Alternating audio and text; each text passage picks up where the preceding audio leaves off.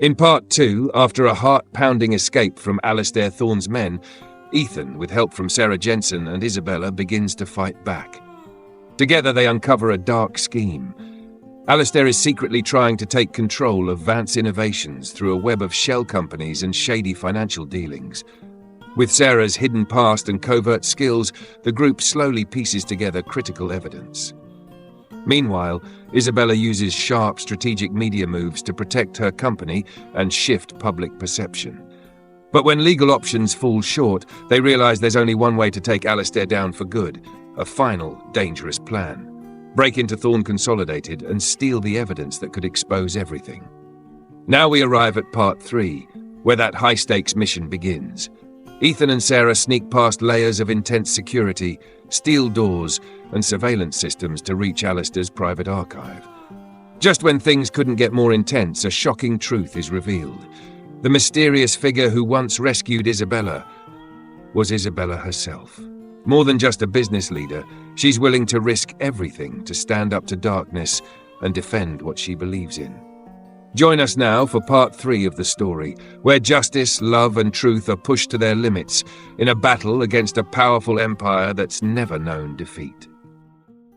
The top-floor corridor of the Thorne Consolidated building was cold and deathly silent. Only the faint whistling of wind through window crevices and the very soft sounds of Ethan and Sarah's footsteps as they moved cautiously could be heard.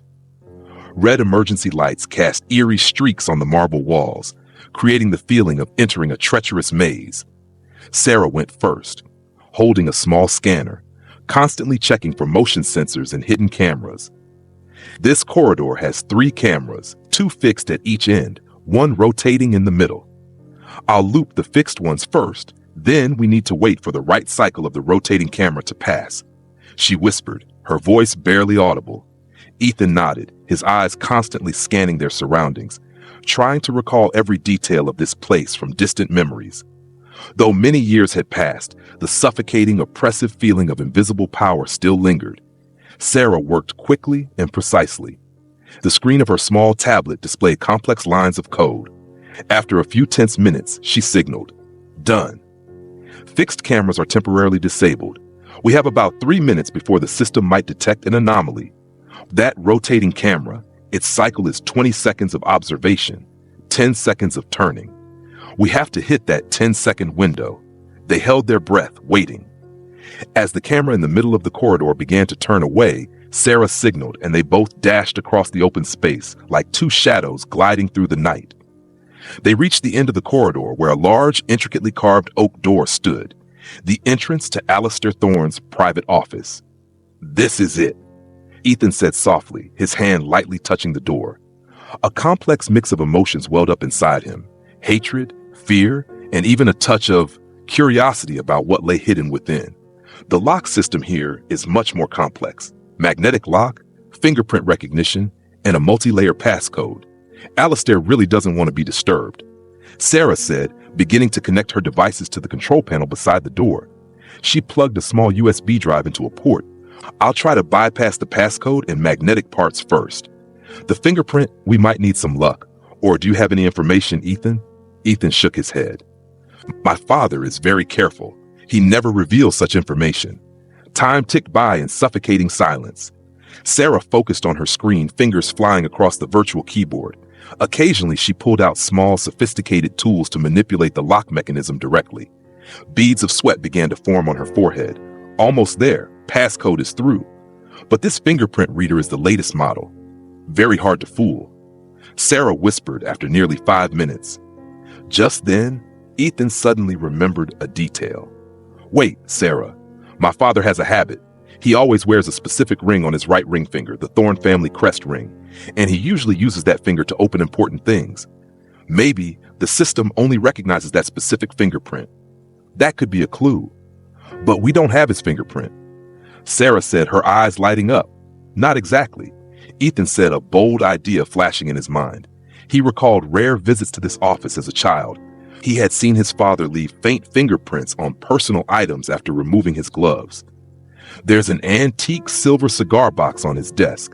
He cherishes it and often polishes it himself. The fingerprint might still be on it. It was a huge risk. If they got inside but couldn't find the print, or if the security system had been upgraded, it would all be over. But they didn't have many options left. All right, I'll try to temporarily disable the alarm sensor for when the door opens. We'll have no more than 60 seconds to find that fingerprint and use it, Sarah said after a moment's consideration. After a few more tense minutes, the heavy oak door made a very soft click. Sarah had succeeded.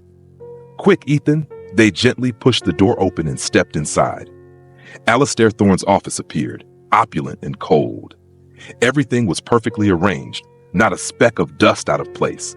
Moonlight streamed in through the large window, partially illuminating the room. Ethan quickly moved to the massive mahogany desk. Just as he remembered, the silver cigar box was still there. Sarah followed closely, holding a tiny fingerprint lifting and copying device. Ethan carefully opened the box lid, trying not to touch the surface. Under the faint light, they saw a few faint fingerprints still remaining. There it is, Sarah whispered excitedly. She quickly placed her device on it. The copying process took a few seconds. Let's hope this is it. They returned to the door leading to the secret archive, a steel door hidden behind a large painting whose location Ethan had shown Sarah. Sarah pressed the device with the copied fingerprint against the reader. A soft beep sounded, and a green light came on. The steel door slowly creaked open, revealing a smaller room, filled with steel filing cabinets and heavily protected computer hard drives. This was where Alistair Thorne kept his darkest secrets. Ethan said, his voice a mix of relief and tension. He knew that what they were about to discover here could change everything. The heavy steel door closed behind Ethan and Sarah, trapping them in a frighteningly silent space, a place that held power, betrayal, and countless secrets capable of destroying an empire. The air was thick with the smell of old paper and cold metal. Before them were rows of meticulously numbered steel filing cabinets, alongside server systems humming faintly, their indicator lights blinking continuously. We don't have much time. The silent alarm might have already been triggered. Estimated 13 minutes remaining. Sarah reminded, her voice urgent. Ethan nodded. He didn't waste a second. He had a vague idea of what to look for, based on fragmented memories and the information he had analyzed. It was evidence related to illegal takeovers, slush funds used to bribe officials, and most importantly, documents that could be directly linked to the death of his younger brother, Daniel, a death Ethan always suspected Alistair had a hand in. Sarah, you focus on the server systems. Look for highly encrypted files, folders named related to Project Eagle or Pandora Fund. Those are code names my father often used for his darkest operations. I'll check the physical file cabinets, Ethan directed. They both quickly got to work. Sarah plugged a specialized decryption device into one of the servers, her tablet screen displaying complex command lines as she tried to crack the security layers. Ethan strode along the cabinets, shining his flashlight on the dim labels. He pulled out a few heavily locked drawers, using a small lock-picking kit Marcus had prepared for him. Time flew by in a flash. Every second was heavy with pressure. The soft clicks from picked locks, the rapid tapping of Sarah's keyboard, and their quickened breaths were the only sounds breaking the terrifying silence. Ethan found a cabinet labeled DT, Personal Files. DT, Daniel Thorne. His heart pounded. He carefully opened the drawer. Inside were a few old notebooks, some letters, and a small wooden box. Ethan's hands trembled as he opened the box. Inside was a small USB drive and a few photos of a young Daniel, perhaps smiling and full of life. A sharp pain surged through Ethan. Sarah, I found something related to Daniel. Ethan said, his voice hoarse. Check it immediately. I'm also about to access a heavily protected folder. It seems to contain irregular financial reports, Sarah replied, her eyes still glued to her screen. Ethan plugged the USB into a tiny laptop he carried. Files appeared, named with incomprehensible strings of numbers. He opened a few files. They were email exchanges between Daniel and some senior figures in Thorne Consolidated, in which Daniel expressed concern and opposition to a shady investment project in Eastern Europe, Project Eagle. There were also audio recordings of calls in which Daniel was threatened, forced into silence, and then a final file, a short, blurry, shaky video, seemingly secretly recorded. In the video, Alistair Thorne was talking to Daniel, his voice cold and menacing. You have no other choice, Daniel. Either comply or disappear. Ethan felt his blood run cold. This was it, the proof he had always sought. His father hadn't just pressured Daniel, he had directly threatened his life. "Sarah, I found it! Proof about Alistair and Daniel," Ethan shouted, trying to suppress his emotions. "Excellent. I've also copied almost all the files from the Pandora Fund. We need to get out of here now. Time's almost up," Sarah exclaimed. She looked at the timer on her tablet. Less than 3 minutes left. Just then, a small but piercing alarm began to wail from outside the archive. The security system had detected them. Damn it, they're faster than expected. Ethan gritted his teeth. "We have to go now." "Grab everything you found, Ethan," Sarah said, quickly unplugging her devices from the server. They rushed out of the archive, the heavy steel door slamming shut behind them. The sound of hurried footsteps and shouts from the security team began to echo from the corridor. "This way," Ethan shouted, pulling Sarah in a different direction from how they had entered. He remembered a fire escape at the end of this corridor, a little-known passage he'd accidentally discovered as a child. They ran for their lives, the blaring alarm chasing them. Thorne Consolidated's fully equipped security team was closing in. Their flashlights cut through the darkness like predators hunting prey. Could Ethan and Sarah escape the lion's den with the damning evidence in hand? Would Isabella's diversion plan still be effective? The real fight for survival had only just begun. The fire escape door before Ethan and Sarah was locked tight, an old-fashioned, thick and sturdy mechanical lock. The security team's footsteps grew closer, only a few dozen meters away at the end of the corridor. There was no way back. "This lock, I don't have tools for this type," Sarah said, her voice laced with desperation as she examined the lock. Their plan hadn't anticipated this escape route being reinforced with an additional mechanical lock. Ethan looked around, trying to find a solution in an instant. His eyes landed on a red fire extinguisher mounted on a nearby wall. Without a second thought, he rushed over, yanking the extinguisher from its bracket. "Move, Sarah!" Ethan yelled, swinging the fire extinguisher with all his might against the lock. A loud clang echoed, but the lock only dented slightly. The loud noise had undoubtedly drawn the security team's attention. "Ethan, they're here!" Sarah screamed, pointing to the end of the corridor where figures in black uniforms were rushing towards them at breakneck speed. Ethan gritted his teeth, continuing to slam the fire extinguisher repeatedly against the lock. This time, with a dry crack, the metal around the lock began to deform. He threw the extinguisher down, ramming his shoulder hard against the door. The door burst open, revealing a dark, dusty stairwell. "Go." Ethan pushed Sarah in first, then quickly followed, slamming the door shut just as the first security guards caught up. They heard banging and curses from the other side. The spiral fire escape led downwards. Ethan and Sarah flew down, their footsteps echoing in the narrow space. They didn't know where this stairwell would lead, only hoping it would get them out of the building before they were caught again. They might block the exits on the ground floor and in the basement. "We need another way out," Sarah said while running, her breath coming in gasps. Ethan realized that too. He recalled the building's structure. The 10th floor. There's a sky bridge connecting this building to the office tower next door. It's a different building, separate security. If we can get across that. It was a slim hope, but they're only one now. They continued racing down, skipping floors. When they reached the 10th floor, Ethan found the fire escape door leading to the main corridor. He carefully peeked the door open. The corridor seemed deserted, but he knew security cameras were still active. "Sarah, can you disable the cameras in this section of the corridor? Just long enough for us to reach the sky bridge." Sarah nodded, quickly reconnecting her tablet. "It'll take about 30 seconds, but I'm not sure how long I can keep it. This building system is too complex." While Sarah worked, Ethan listened for sounds from the fire escape. The pursuing footsteps were closer. It seemed the security team had split up.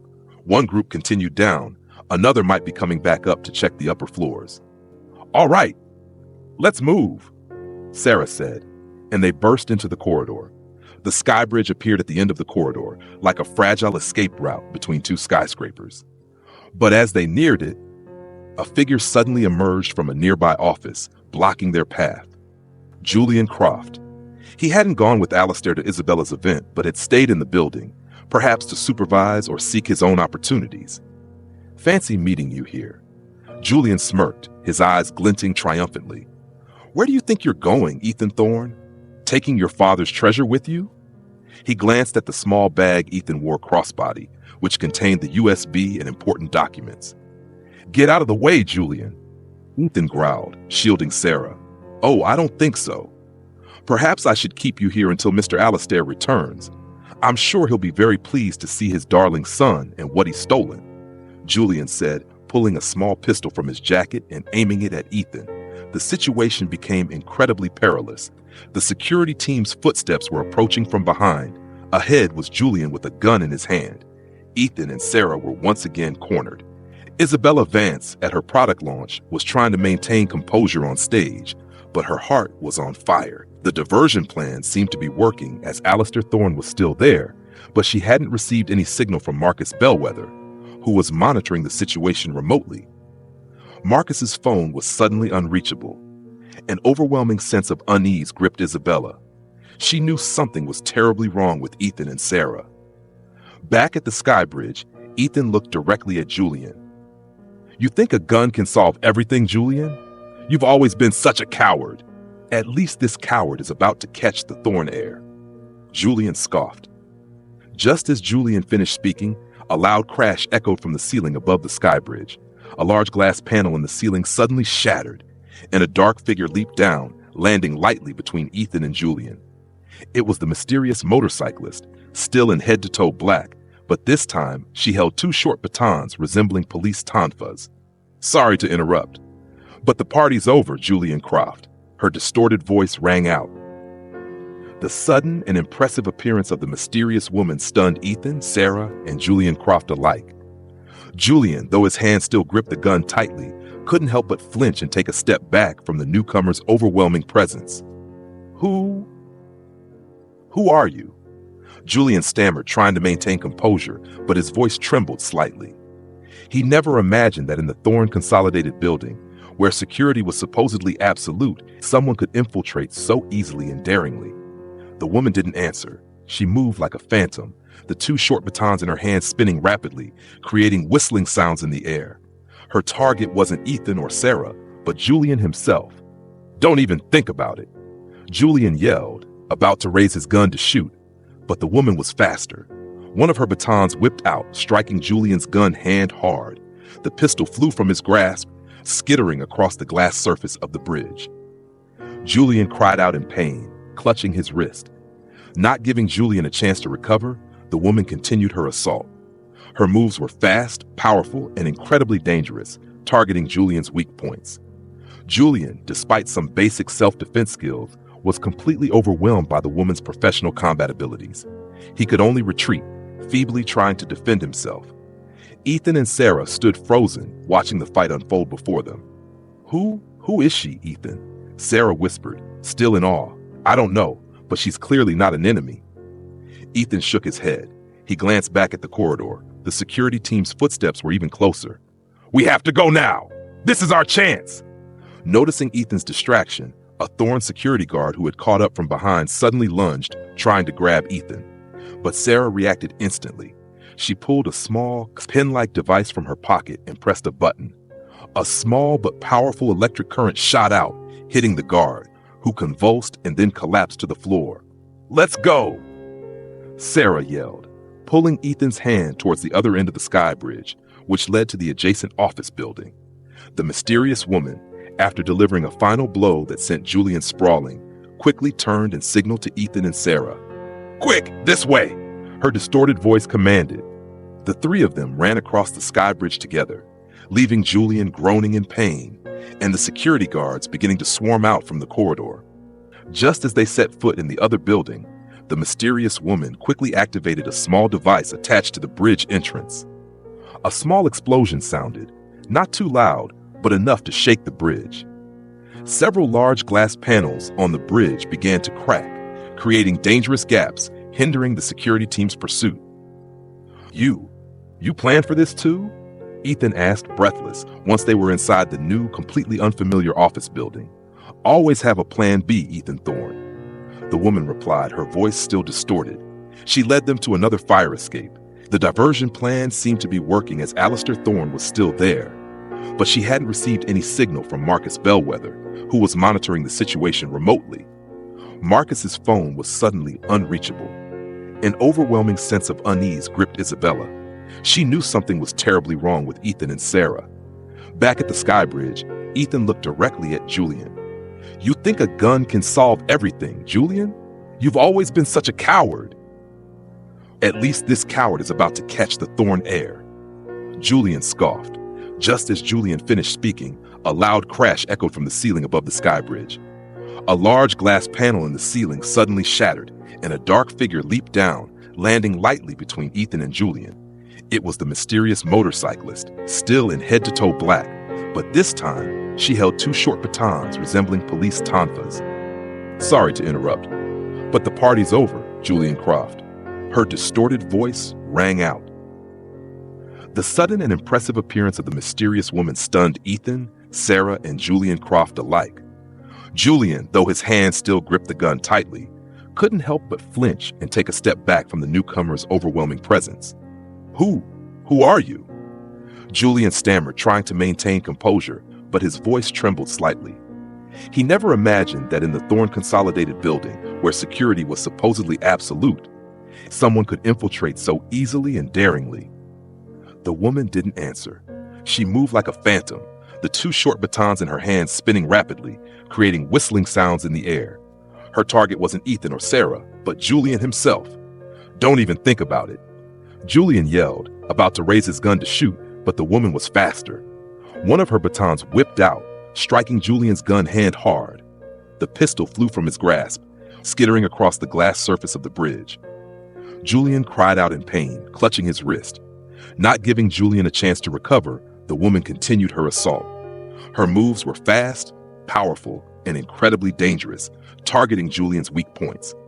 Julian, despite some basic self-defense skills, was completely overwhelmed by the woman's professional combat abilities. He could only retreat, feebly trying to defend himself. Ethan and Sarah stood frozen, watching the fight unfold before them. Who is she, Ethan?" Sarah whispered, still in awe. "I don't know, but she's clearly not an enemy." Ethan shook his head. He glanced back at the corridor. The security team's footsteps were even closer. "We have to go now! This is our chance!" Noticing Ethan's distraction, a Thorne security guard who had caught up from behind suddenly lunged, trying to grab Ethan. But Sarah reacted instantly. She pulled a small, pen-like device from her pocket and pressed a button. A small but powerful electric current shot out, hitting the guard, who convulsed and then collapsed to the floor. "Let's go!" Sarah yelled, pulling Ethan's hand towards the other end of the Sky Bridge, which led to the adjacent office building. The mysterious woman, after delivering a final blow that sent Julian sprawling, quickly turned and signaled to Ethan and Sarah. "Quick! This way!" Her distorted voice commanded. The three of them ran across the Sky Bridge together, leaving Julian groaning in pain and the security guards beginning to swarm out from the corridor. Just as they set foot in the other building, the mysterious woman quickly activated a small device attached to the bridge entrance. A small explosion sounded, not too loud but enough to shake the bridge. Several large glass panels on the bridge began to crack, creating dangerous gaps, hindering the security team's pursuit. You planned for this too?" Ethan asked, breathless, once they were inside the new, completely unfamiliar office building. "Always have a plan B, Ethan Thorne," the woman replied, her voice still distorted. She led them to another fire escape. "Down to the basement. There's a car waiting." Meanwhile, at the Vance Innovations product launch, Isabella Vance was trying to maintain her composure upon receiving a brief, encrypted message from Marcus. "They're in trouble. Shots fired. Skybridge." Trying to escape, Isabella's heart clenched. She couldn't abandon Ethan and Sarah. Taking advantage of a minor chaotic moment when a reporter asked a difficult question, Isabella signaled her private security team. "Plan Omega," she whispered into the hidden microphone in her collar. It was a contingency plan she and her team had prepared for the most critical emergencies, involving evacuation and protection of key assets. Alistair Thorne, still seated in the VIP section, noticed the change in Isabella's demeanor and the strange movements of her security detail. He had also just received an urgent report from the Thorne Consolidated building about the break-in and the confrontation on the Sky Bridge. Alistair's face darkened. He hadn't expected things to spiral out of his control so quickly. "We need to go back now." Alistair ordered his bodyguards, bolting upright and leaving the event, leaving a bewildered media in his wake. Ethan, Sarah, and the mysterious woman reached the basement of the office building. Just as the woman had said, a dark, unremarkable sedan was parked in a secluded corner. "Get in," the woman ordered. As the car sped out of the basement, merging into New York's bustling traffic, Ethan finally had a chance to look more closely at the woman who had saved them. Though still wearing a helmet, through its visor, he saw her eyes held a strangely familiar glint. "Thank you. You've saved us twice. At least tell us your name," Ethan said. The woman was silent for a moment, then slowly raised her hands and removed her helmet. Long, dark hair cascaded down. Under the passing streetlights, her face was revealed. Ethan and Sarah were stunned once again. This time, the astonishment was even greater. It was Isabella Vance. "Isabella?" Ethan gasped, his voice still laced with disbelief. The woman he had always thought of as a CEO, accustomed only to numbers and stressful meetings, the one he had tried to protect, was the very person who had twice risked her life to save him and his friends. Her expert motorcycle skills, impressive combat abilities, astonishing calm in the face of danger, none of it matched the Isabella Vance he thought he knew. "Miss Vance, how?" Sarah Jensen also couldn't hide her surprise. She always knew her boss was a strong and intelligent woman. But what Isabella had just demonstrated was beyond anything she could have imagined. Isabella glanced at them in the rearview mirror, a faint smile, slightly smug yet also warm, playing on her lips. "Surprised, Ethan? Sarah, did you think all I did was sit at a desk and sign checks?" Her voice was no longer distorted, but was the familiar, powerful tone of a CEO, yet now it held an added touch of boldness and daring. "But why? Why would you do something so dangerous yourself? You could have hired someone or told me," Ethan asked, trying to understand everything. "Because sometimes if you want something done right, you have to do it yourself, Ethan. Besides, I couldn't just stand by knowing you and Sarah were in danger because of matters related to me, to Vance Innovations. Alistair Thorne isn't just targeting you. He wants to destroy everything I've built." Isabella replied, her eyes fixed ahead, concentrating on driving through New York's bustling streets. She recounted receiving the urgent message from Marcus just before he lost contact and immediately activating Plan Omega, a contingency plan not just for evacuation but also including direct intervention if necessary. With a small support team and special equipment she had secretly prepared long ago for worst-case scenarios when facing forces like Alistair Thorne. "My past also has a few rather interesting chapters, Ethan. I wasn't entirely a young lady who only knew about business," she added, a hint of mystery in her voice. The car stopped in front of a high-end apartment building in a well-secured area. "This is one of my safe houses. We'll stay here tonight. Marcus is at another location, also very secure. Tomorrow morning we'll discuss our next steps together," Isabella said. Inside the luxurious, technologically advanced penthouse, Ethan finally had the chance to carefully examine what he and Sarah had retrieved from Alistair's archive. The USB drive contained irrefutable evidence of bribery of officials, money laundering schemes through offshore front companies, and most horrifyingly, documents and video footage directly linking Alistair to extreme psychological pressure and threats against Daniel, leading to his younger brother's tragic death. Emotion surged within Ethan as he reviewed the evidence: pain, fury, and an infinite sadness for his lost brother. Isabella sat quietly beside him, placing a hand on his shoulder, a wordless but meaningful comfort. "We will make him pay for everything he's done, Ethan. Not just for Daniel, but for all of Alistair Thorne's other victims," Isabella said, her voice firm. The next morning, they had an online meeting with Marcus. The situation outside was very tense. Alistair Thorne, after failing to capture Ethan and Isabella, was furious. He used all his power and influence to pressure the police, demanding they find the intruders and attackers of the Thorne Consolidated building at all costs. Simultaneously, He also launched an even more aggressive media campaign against Vance Innovations, accusing Isabella's company of using unfair competitive practices and stealing trade secrets. We don't have much time. Alistair is trying to turn us from victims into criminals. He won't hesitate to use fabricated evidence to incriminate Ethan and Miss Vance. Marcus said, his voice grave. Then we must act before he does. The evidence we have is enough to get the SEC and FBI seriously involved. But we need to release it smartly, so Alistair can't deny it or use his power to bury it, Ethan said. Isabella nodded. David Chen, the journalist from the New York Chronicle. He did an excellent job with the Orion Capital case. This time we'll give him the whole story, all the evidence. A real information bombshell, enough to topple an empire. The plan was laid out. They would arrange a secret meeting with David Chen, providing him with all documents, photos, videos, and Ethan's testimony. Simultaneously, Isabella's legal team would also prepare a dossier for formal submission to the authorities immediately after the article was published. This would be the decisive blow. A gamble they had to win, not just for themselves, but also for justice for Daniel and countless other victims of Alistair Thorne. The war had reached its climax, and this final battle would decide everything. The secret meeting between Ethan, Isabella, and investigative journalist David Chen took place at a heavily secured location, far from the prying eyes of the media and Alistair Thorne's spies. Ethan, for the first time in years, recounted his entire story, from his childhood in the Thorne family, the crushing pressures and expectations, his father's moral decay, Daniel's tragedy, to his decision to abandon everything to seek a peaceful life under the name Ethan Cole. The evidence he and Sarah had risked their lives to obtain from the archive, emails, audio recordings, videos, financial reports, was presented in detail without omitting a single particular. David Chen, a seasoned journalist, was also stunned by the scale of Alistair Thorne's crimes and cruelty. He realized this wasn't just an ordinary financial scandal, but a story of power abuse, moral corruption, and the tragedy of a family dominated by money.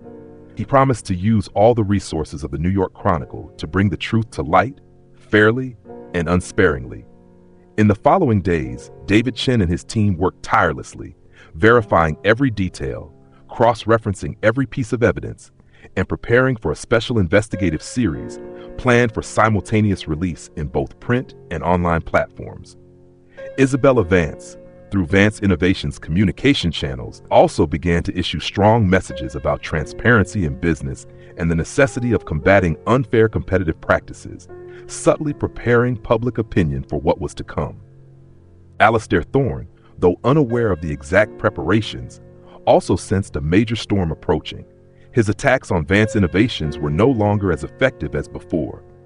Isabella's reputation, following her media efforts and tacit support from a segment of the public that began to better understand the battle, had not diminished at all. On the contrary, Alistair's ruthlessness and underhanded tactics began to be whispered about in financial circles. He tried to use his political influence to pressure the New York Chronicle, even threatening the paper's major advertisers. But David Chen and his editorial board were determined to see it through. They knew this was an opportunity to fulfill journalism's mission, to bring justice to the vulnerable. And then the fateful day arrived.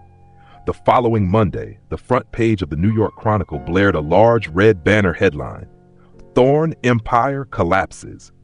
Damning Evidence of Corruption, Manipulation, and Family Tragedy." Below it was a picture of Alistair Thorne and a summary of his crimes. The investigative series, accompanied by excerpts from emails, recordings, and even images from the video Ethan provided, was published in detail on the newspaper's website, creating an unprecedented shockwave. The public was stunned. Wall Street reeled. Shares of Thorne Consolidated and related companies plummeted, losing billions of dollars in value within hours. Regulatory authorities, under immense pressure from public opinion and the irrefutable evidence, immediately issued an emergency arrest warrant for Alistair Thorne and a host of senior figures in his empire. Alistair Thorne was arrested in his own office, the very place Ethan and Sarah had daringly infiltrated just days before. His face no longer held its usual imperious expression, but one of shock, panic, and disbelief. The empire he had built through every conceivable machination was now collapsing before his eyes.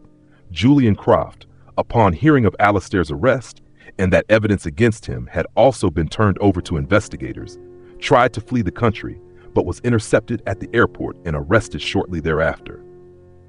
Ethan and Isabella watched the developments unfold on television from their safe apartment. When the image of a handcuffed Alistair Thorne, head bowed, being led out of the Thorne Consolidated building appeared, Ethan didn't feel elation or joy. He only felt a profound sadness, a strange sense of relief, and even a pang of sorrow for the father he once respected, who had single-handedly destroyed everything. Isabella took his hand, a wordless gesture of shared understanding. Marcus Bellwether and Sarah Jensen were also there. Together they witnessed the fall of a tyrant and the dawn of new hope. The war was over. Justice, though delayed, had been served, but its repercussions would linger. Ethan Thorne, from a fugitive heir, now faced a new choice. What would he do with what remained of the Thorne legacy? Would he let it wither, or would he try to rebuild something new, cleaner, from the ashes of the past? Isabella Vance, after weathering the storm, also reevaluated her life and career. She realized that true success wasn't just about growth figures, but also about ethical values and contributing to the community. And perhaps, most importantly, amidst the chaos and danger, a special bond had formed between Ethan and Isabella, a love forged in the crucible of adversity, promising a new future where they could build better things together. The downfall of Alistair Thorne and his dark financial empire was not just the end of an era rife with schemes and crimes, but it also opened a new chapter for everyone who had been drawn into its vortex.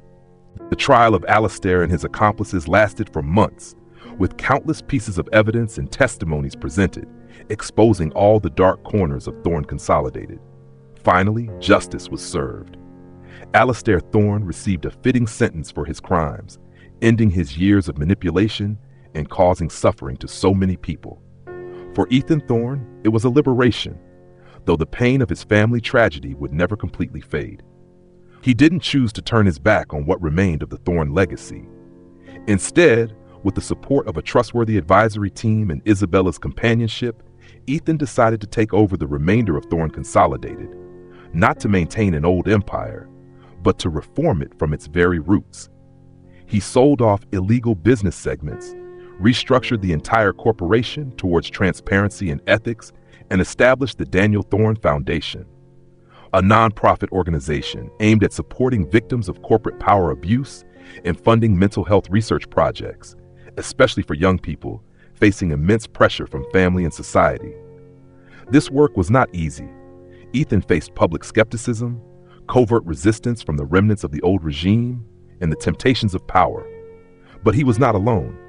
Isabella Vance was always by his side, a steadfast spiritual anchor, an intelligent and astute partner. After the storms they had weathered, their love grew deeper and stronger. They learned to trust, understand, and overcome all difficulties together. Isabella, after Vance Innovations overcame its crisis and grew stronger than ever, also experienced significant changes in her perspective on success.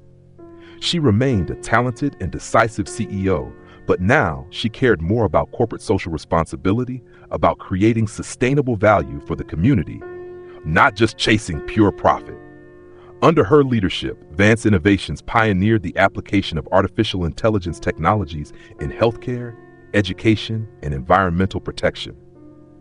Marcus Bellwether, after Sanctuary was repaired, decided to expand his therapy model, focusing more on helping people who had suffered psychological trauma due to work pressure and modern life. He became an important advisor to the Daniel Thorne Foundation, sharing his experience and wisdom. Sarah Jensen, the loyal and mysterious assistant, after fulfilling her role as a silent hero, chose a quieter life. She maintained a close relationship with Isabella and Ethan, occasionally appearing with helpful advice or surprising information. Her past remained a mystery, but that no longer mattered. What mattered was that she had chosen to stand on the side of right. Julian Croft, after paying the price for his actions before the law, disappeared from New York's financial scene. He became an expensive lesson for the greedy and unscrupulous. A few years later, Ethan Thorne and Isabella Vance were seen together at the inauguration ceremony of a youth support center named after Daniel Thorne. They were no longer front-page figures in financial newspapers for scandals or power struggles, but for their positive contributions to society.